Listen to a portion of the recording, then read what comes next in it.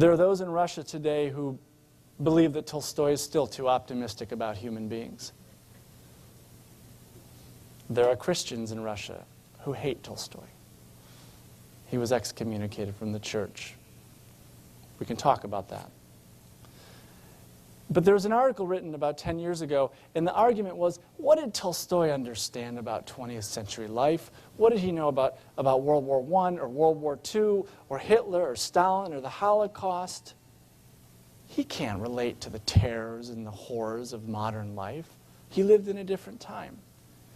Well, in response to that question, a friend of mine wrote an answer. Let me tell you very briefly about this friend of mine. He was in his 70s at the time when he wrote this answer. When he was 18 years old, he wrote a poem making fun of Stalin. This was in the 1940s. The authorities found him out, arrested him, and he spent the next 10 years of his life in a prison camp.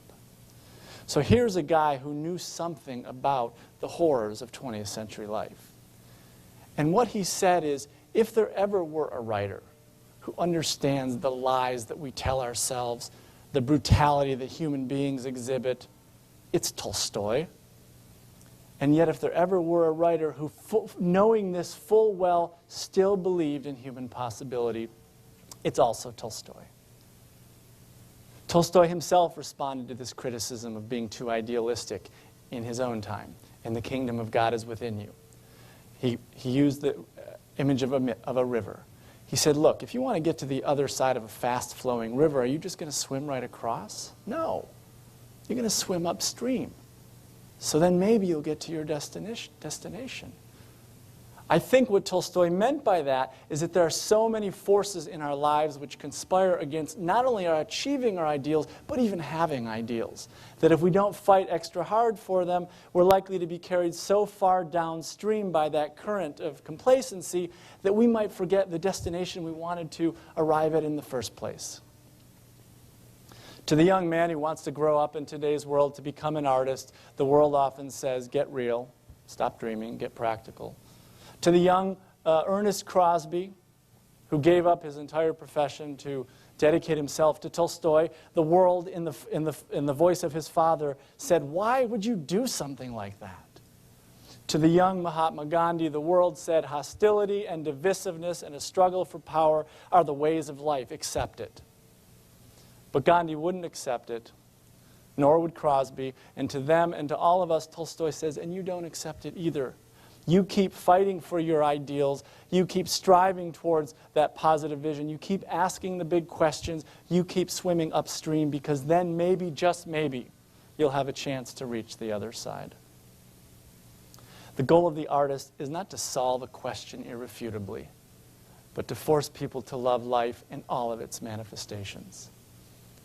Tolstoy continued. He said, if I were told that I could write a work in which I would resolve all of the social questions of the day, I wouldn't spend 2 hours on such a work.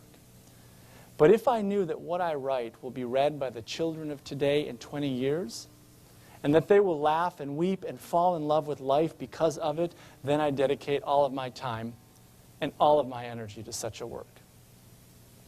As we continue to laugh and to weep and to have a deeper appreciation of life because of Tolstoy's extraordinary art, nearly 150 years after he wrote those words, I think we can all be grateful that he had the courage to choose the path that he did. And as the centennial of Tolstoy's death approaches next year in 2010, we have a wonderful opportunity to revisit this writer. So your official journey with Tolstoy is coming to an end, but I hope that your unofficial journey with him will continue. And even more importantly than thinking about Tolstoy, I hope you'll think with Tolstoy about the issues that are as relevant in your lives as they were in 19th century Russia.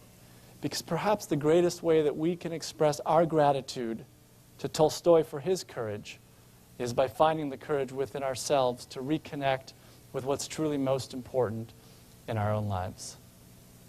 Thank you.